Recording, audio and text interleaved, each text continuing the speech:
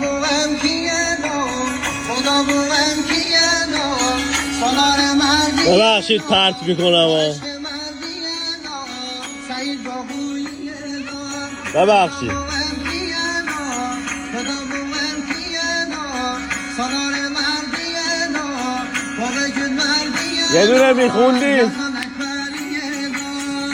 یه دونه میخوندی سیادم رو میگردم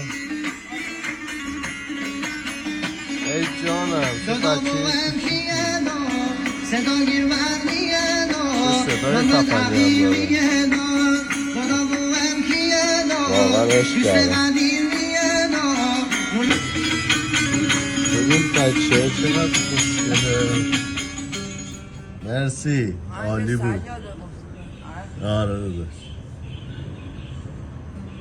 من که درخواستی دادم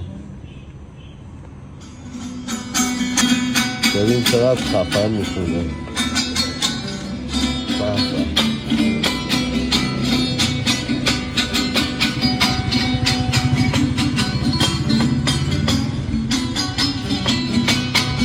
آخر هفته خیلی خوبی داشته باشید دوستان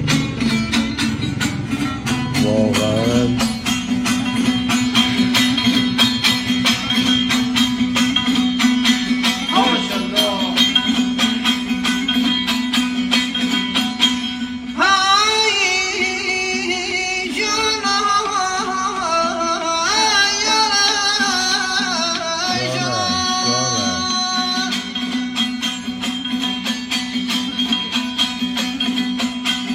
سیاه چشمون داریم بلند قامت دلم کمر دبستی گل گلی چاقت دلم دیبال بگیرم برم بقایم دلم درو تهدیشیم شوهای را دلم سیارم میگردم کسی نمیدونه دردم ظاهر شادی دارم اما اسیر دردم مرسی